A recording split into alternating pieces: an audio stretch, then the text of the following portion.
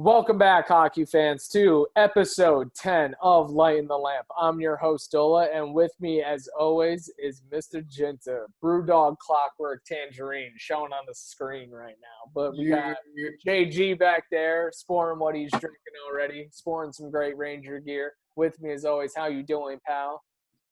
Very good, man. Very good. It's a great day here in the New York area. Got a big boat morning coming up tomorrow, going out with a bunch of the boys.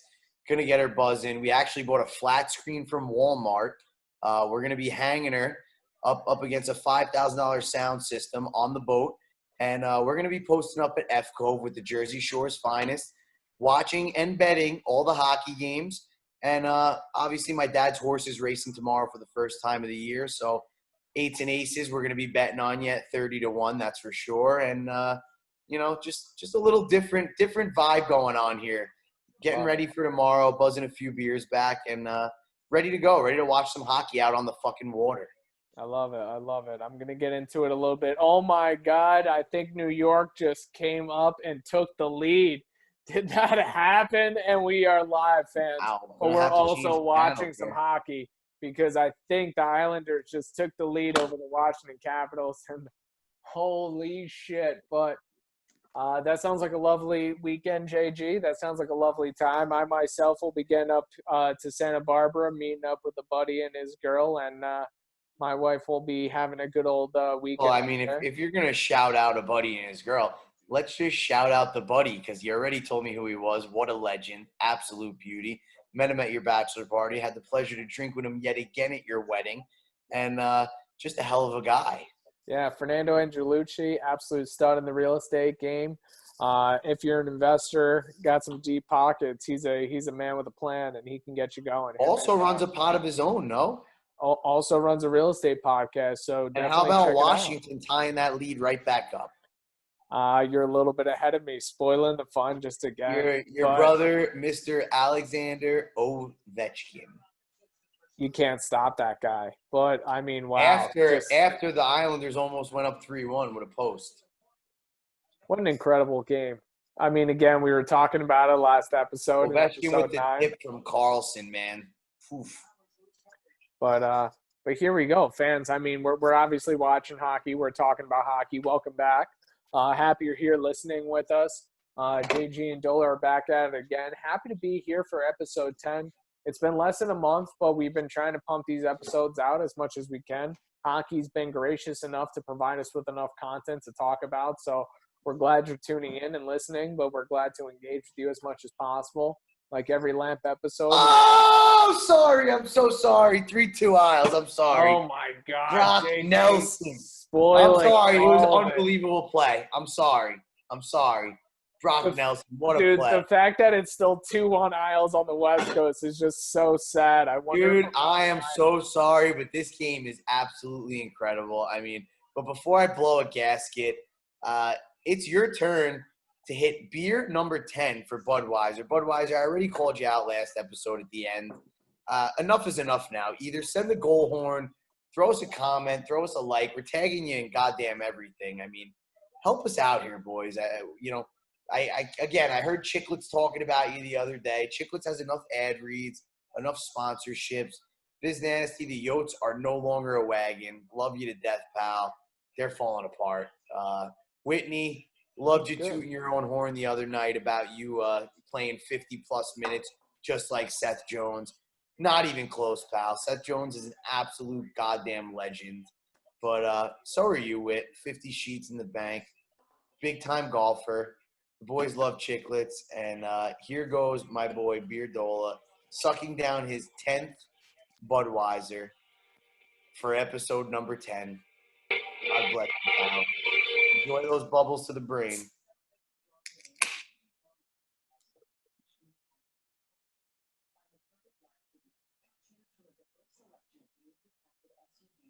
Jesus Christ. And he turns it, and das Boot. Again, kid's a well-trained machine from the U of Illinois.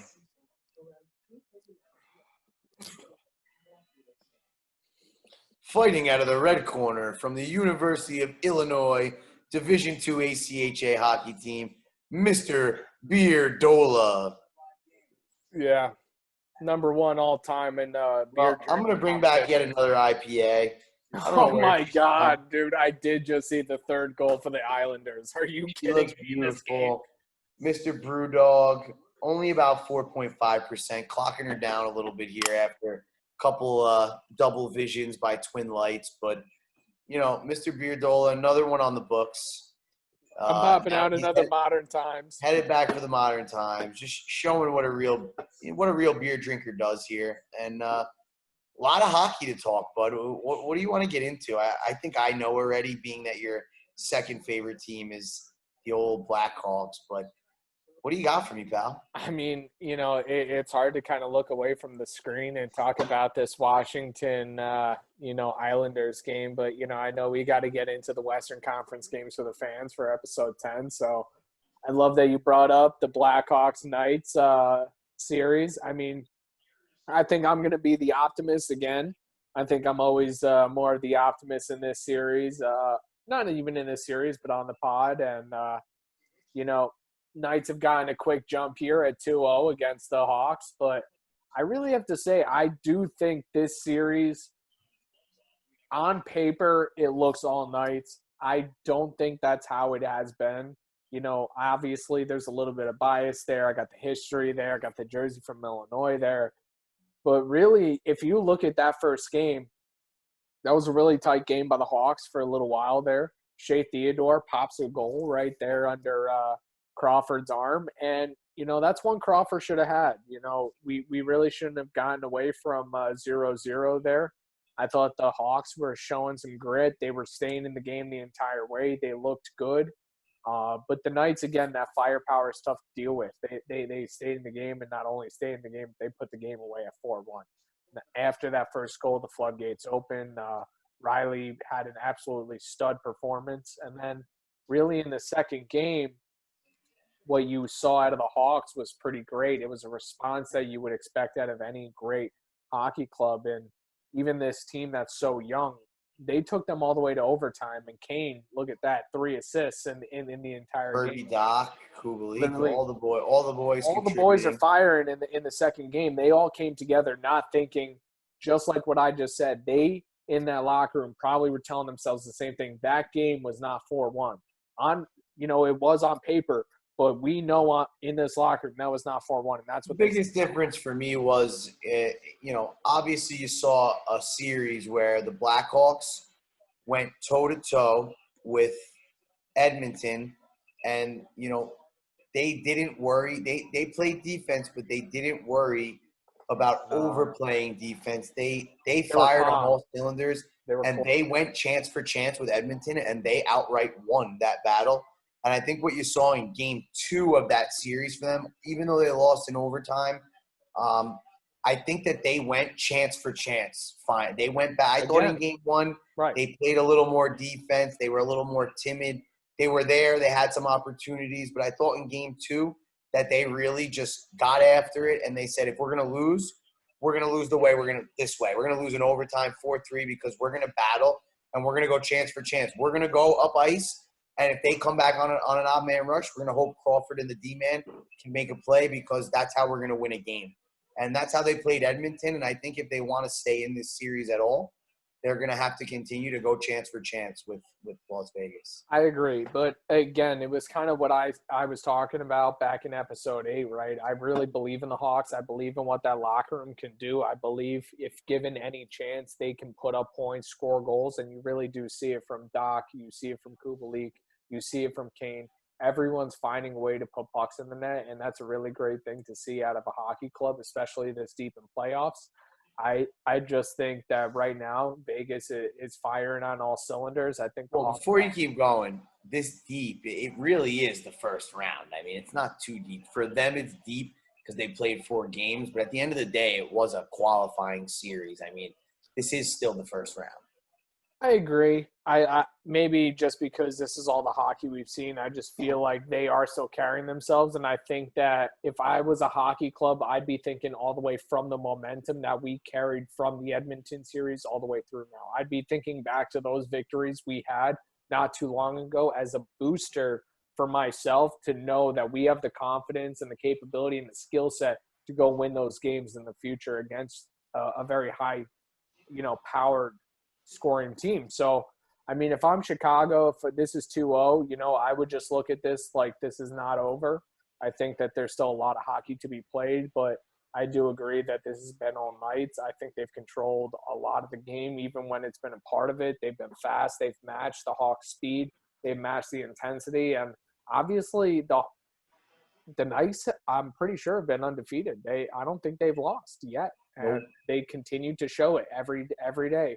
They don't want to lose. They've been to this show before. And guess what? They almost touched the hardware and they want it. So I gotta, there's a lot to be said for this squad and, just a lot of firepower behind it. And they're showing you every day, don't give them an opportunity because they're going to make you pay. So, I think I was a little optimistic in the Hawks bet. I think I took them, in 6 or 7, but I think the Knights might put them out of their misery here in 5, unfortunately. Yeah, I mean, things keep going the way they're going. It could be a clean sweep, but I mean, the Blackhawks have been pretty resilient. I think they'll come out and win a game here.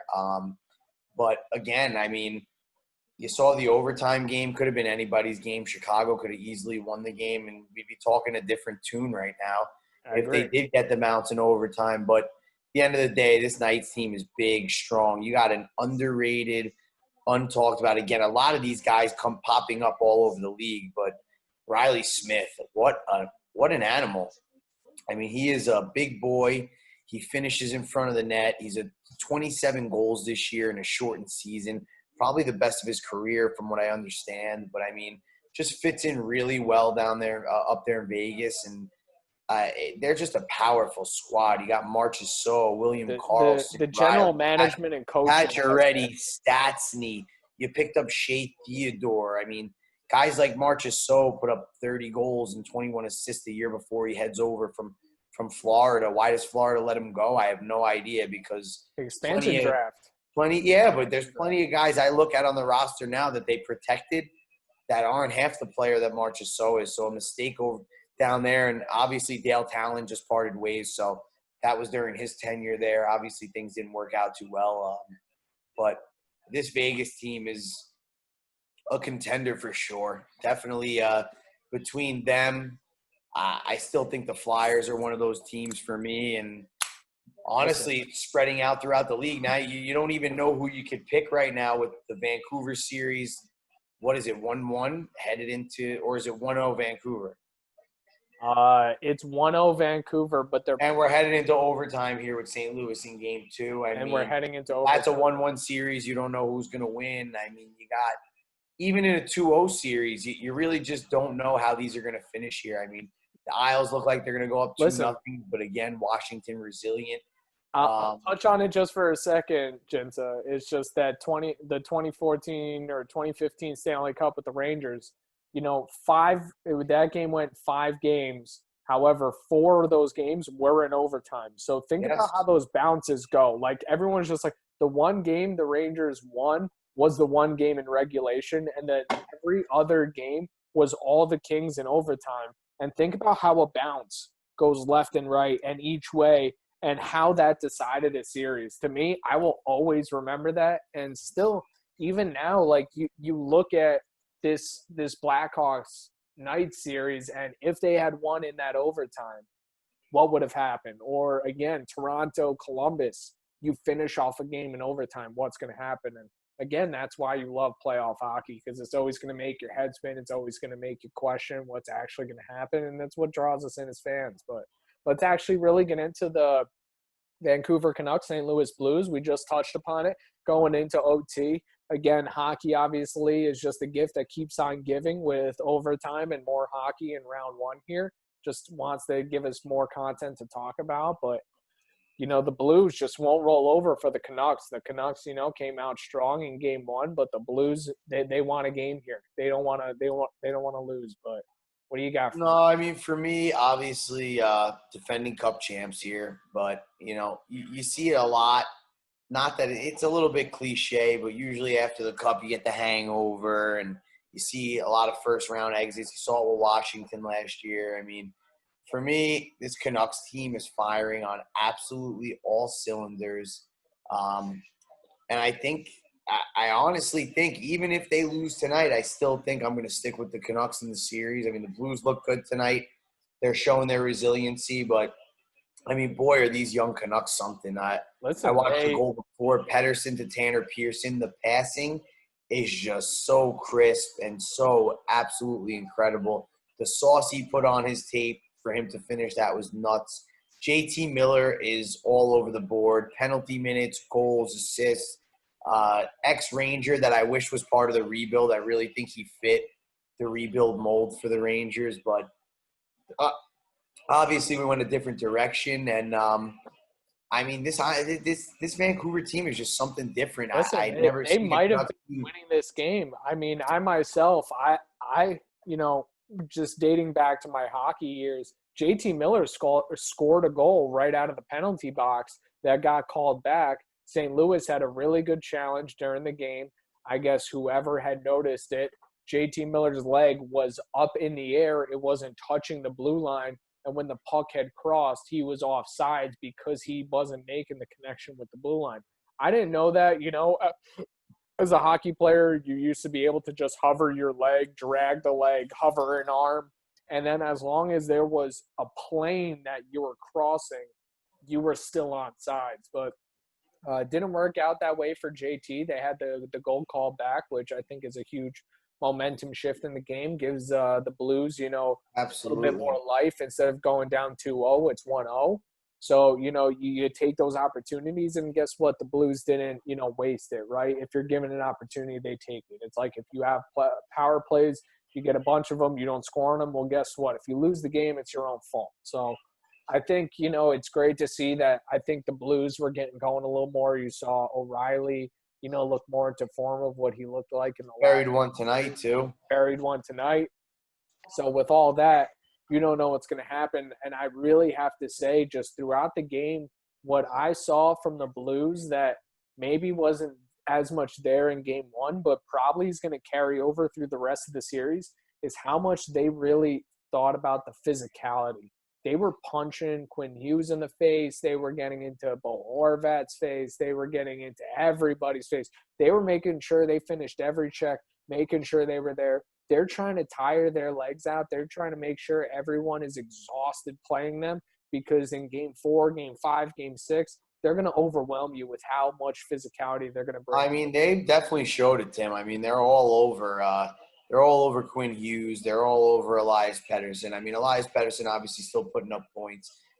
Quinn Let's Hughes talk. only with one assist in a 5-goal game the other night. For me, that's quiet for a guy in a 5-goal game for one of the best offensive defensemen in the league. I mean, that's a quiet performance. I think Let's talk about uh, Bo Horvat. His goals and that goal in game 2 was probably one of the silkiest, sexiest things that I've ever seen. Just, almost coast to coast. It goes, at the red line. You even said it.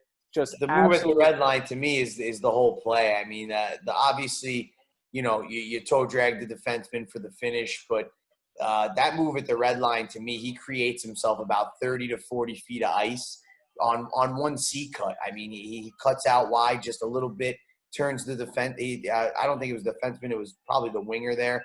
Turns him, comes Little down shutter wide, shake gives goes him to the a right. little stutter step with a little toe drag, and see you later, pal. I mean, the big finish. What an unbelievable goal! And to me, that goal and the Alex Wenberg goal in the Columbus game yesterday, just two grade A goals, just hard work, just hockey IQ, skill. The guys are. I mean, what I'm watching in the new NHL is just something special, man. I mean, just a lot of skill that we never saw before. I mean, we always had that fourth line that, yeah, the guys could play, but let's be real. You and me could have played on those fourth lines. We were better skaters than the Derek Boogards, and rest in peace, and the Colton Orrs of the world, and the Donald Brashears. I mean, I could have skated cone circles around Donald Brashear in my day. Guy was a cone, but I mean, great fighters. Marek Malik. A different era of hockey, obviously. I mean, the big man ruled the world in hockey back then. I mean, now, though, just watching these guys and how many teams I tell you, oh, this guy's underrated, under talked about. it's every team has a player that's just like, wow, if this guy played in the NHL 15, 20 years ago, he would have put up 40 goals and 30 assists. And now he's a third, fourth line guy. I mean, you really got to be a skilled player to play on the fourth line in the NHL now. As frustrating as it is for a guy like me who grew up fighting, just an unbelievable league. The amount of players that we're talking about on Vancouver and every team, Calgary, Dallas, there's just an abundance of skill. To be honest, just because you're talking about that much of abundance of skill and everything, it kind of makes me want to jump past the Colorado Coyote series, and I want to get into just Calgary versus Dallas. Oh, because, wow. Just you know what? insane. I want to just say something really quick because I know you've been just hot on the Flames this whole time. Dallas stole a win there in Game 2, which is great for me in the bet that we made way back in episode 8, just because I definitely think that the Stars can push this to Game 7. However, I think that the Lucic, Dubé, and Bennett line is probably Lucic is having a complete resurgence. Let me tell you something. Listen, I know that line is the best third line I've ever seen in hockey. Lucic, Dubé, and Bennett. Bennett and Dubé have been putting up points. Bennett was left a fourth and right. overall draft pick, my and friend. Guess what? He could easily be a 35-goal scorer. And Lucic has been finishing the body on Klingberg and everybody all over the ice. That line has been the best imposing force and also the best producing force on Calgary. I have been loving watching every second of them on the ice. It has been an absolute joy.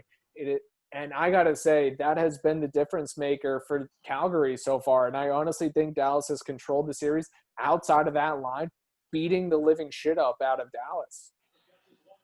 I mean, listen, I'm still gung-ho on our bet. I'm still gung-ho on the Calgary Flames. I think they clawed back. Dallas absolutely clawed back and stole one last night. They stole that game right at the end, minute 32 seconds Jamie Alexiak, a bust of a first-round draft pick. What a goon, a huge player. Still has the potential to be better than he is. Getting a little bit further into his prime now here, but I wouldn't say a bust, but been traded back and forth. Got traded to the Penguins from the Stars, back to the Penguins. Huge goal to end the game last night.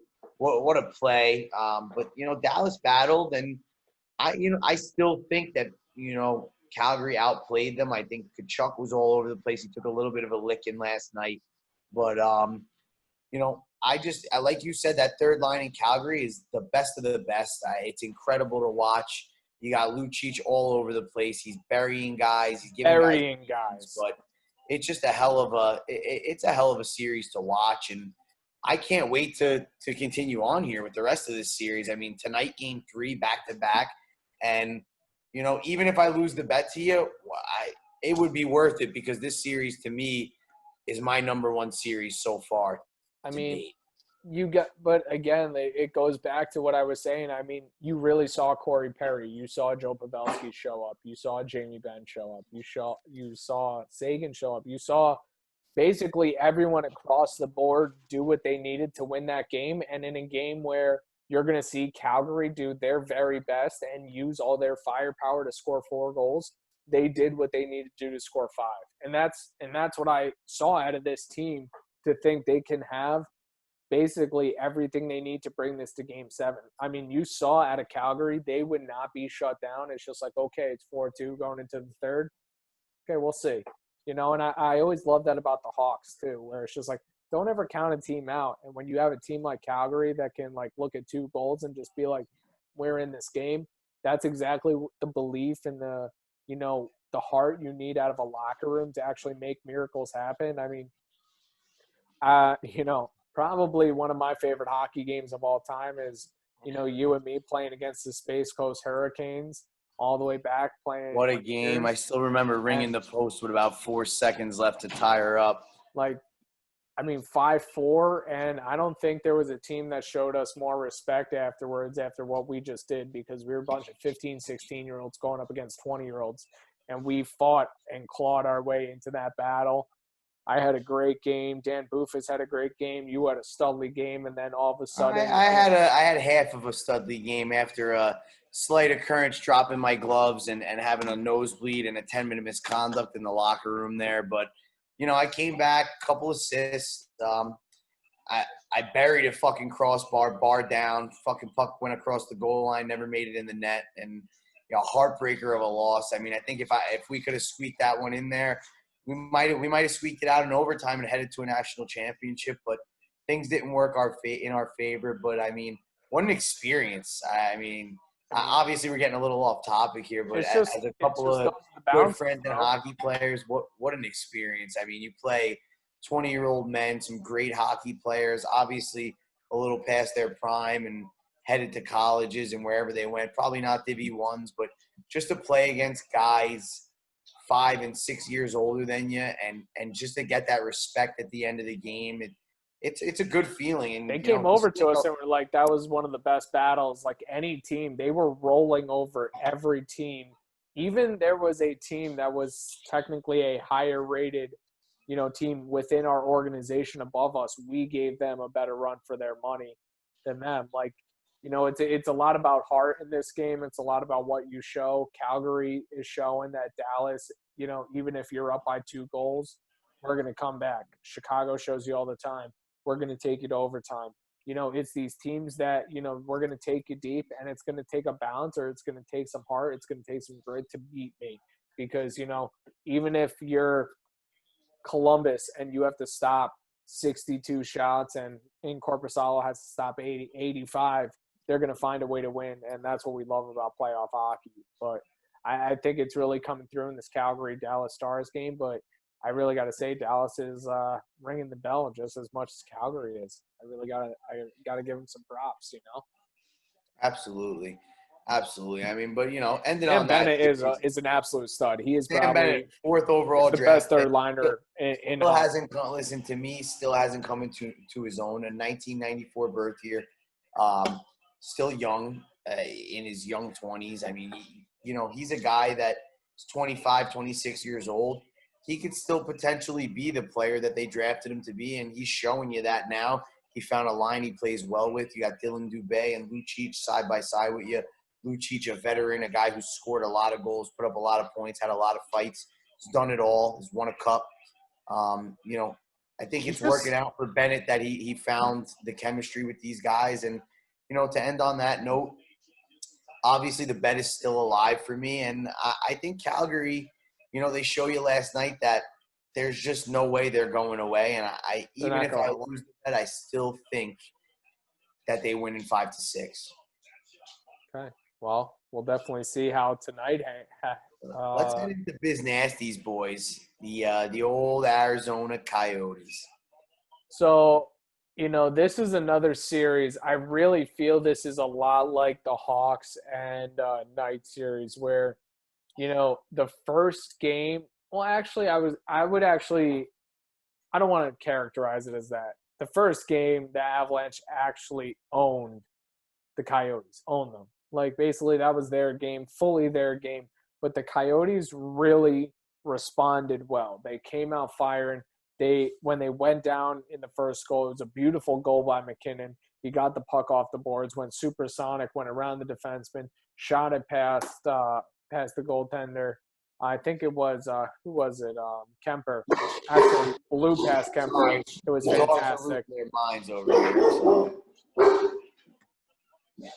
Shot blew past Kemper. I mean, McKinnon looked absolutely phenomenal. But in the second game, I really have to applaud the resilience of the Arizona Coyotes. They were really in that game the entire way, really up until 3 minutes left in the third. Again, on paper, it looks like this entire series has been Colorado, but kind of like the Hawks and Vegas Knights, a bounce goes to the Coyotes. This might be a 1-1 series, and we might be singing a different tune about what might be happening, but really excited about the group and how they came together and how they came to play against a really, strong team. And again, the Avalanche came out firing with speed, very strong, but, Arizona really responded with a strong game. So got, hats off to them. I mean, it really sucks that they lost. I really think that this tips the favor to, Colorado, really just finishing this series in 5. But, really, really, we'll see. We'll see what Arizona can do because I don't want to write them off too quickly. Yeah, I mean, listen, I gave Arizona a little bit of a shot here for 6, but obviously, they hung in there tough in game 2. Game 1 was all Colorado. Honestly, other than the Flyers' performance in the playoffs, that Arizona performance was pathetic in game 1. To be honest, I mean, I listened to Biz Nasty on Spit Chicklets. He was not happy about it. Definite bust of a performance.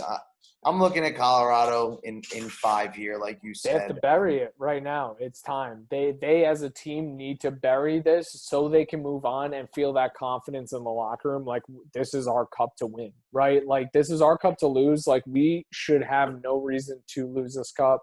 I think this is the series that they should set a tone in. And, but Arizona, I really feel like I wouldn't write them off because how they respond they responded in this game. Can they do it in the next game? I don't know. What do you think? I think they can respond. I just don't think they're good enough to just beat this team outright. They're not going to beat them outright. A bounce or two here or there, and they steal a game. But again, I'm starting to regret taking them in 6. I think you got the Colorado Avalanche in 5 here, and that pretty much brings it to the end of the episode. I do have to say, Grabner's been looking great. He's been all over the ice. Scoring in every game. So, even as a guy that's kind of he's kind of a journeyman, right? He's been around a lot of teams in the NHL. He's been hanging around on the Devils, on the Coyotes, on the Rangers, on Minnesota. The Islanders. He's around everywhere. And he sticks around, but he's still scoring goals and he's still really making himself valuable amongst the league. And you really gotta love what he's doing on the ice. You gotta appreciate it and what he's bringing to the Coyotes. Hopefully, he can bring it in Game 3, and maybe they can get a victory here. But I definitely think Colorado's going to take this in 5. That's just my opinion. I agree with you. I couldn't agree more. I mean, I said 6. I was riding the Yotes bandwagon a little bit. Thought they looked pretty good against Nashville. I mean, thought they looked physical. They had some scoring, but you're just watching this Colorado team come after them, and they're just strangling. They're so good. McKinnon is on the best contract in the league. I mean, he is $6.3 million for 7 years. He's a 90 to 110-point guy. I mean, he's just absolutely incredible. And, the speed that he plays with and the skill at the same time matches McDavid to me. To me, he may even be faster than McDavid. But, again, I mean, Colorado's all over him. I just think it's a Colorado series to win. And I don't really think there's any other question after that. There it is. Do you see it, fans, though? But Vancouver took the game over St. Louis. They go 2-0 against St. Louis, moving on. They put them to bed in OT. Bo Horvat, again. I haven't seen the goal. I didn't have it up, but holy shit. So, I mean. How about them Vancouver Canucks? Another pick of mine. I think we both had Vancouver in 6. But I think you did, too. I think it was we both had Vancouver in 6. Goal was filthy out of the penalty box. Just caught that on the highlights. Didn't even get to see it, but wow. So there it is. I mean, you got the Stanley Cup champions down 2 to the Vancouver Canucks. I think that was something that both JG and I saw that, Vancouver was firing. This team has a very hot team. Quinn Hughes is firing. Bo Horvat is firing. JT Miller's firing. This team has what they need to move on. So, I mean, this is pretty exciting stuff of what's going down. And even that the Islanders are, beating the Washington Capitals right now. There's a lot of good hockey to watch, and hope you're tuning into all of it. And hope you're also tuning into Lightin the Lamp and enjoying our thoughts, feedback, and opinions. And, JG, you got any thoughts for the fans right now? Well, not many thoughts, but I'm going to give you my hot take of the night here. I'm going to take the Calgary Flames, $200. I haven't checked the lines yet. I don't really care. I think they're playing too well. I don't think they deserve to lose the game the other night. And I think they're going to come out firing on all cylinders here. So I'm going to take the Calgary Flames at 10:30 p.m., $200 to win here. So that's where I'm finishing the episode off with a little lamp bet for the boys. Little lamp bet for the boys. I don't know if Dola is going to be getting in JG's bet for Calgary. I still have the looming bet out there for Dallas, so it's kind of counterintuitive for me to bet against myself. I'm still a smart bettor out there as much as I can be, but there's a lot of great hockey games out in the West. I don't think we'll be coming back to you fans until after about Game 4. So we'll see where the series stand back there, but we'll definitely be coming out there with more content, more shares, more likes, and stuff like that. But please, if you watch this episode, like, share, and comment on it so we can get engaged with you and enjoy, just participate in the community of hockey. So cheers to everyone that's listening. Cheers to you, JG. It's always been a pleasure being with you, and it's been a great episode. Appreciate it, Val. Talk to you later.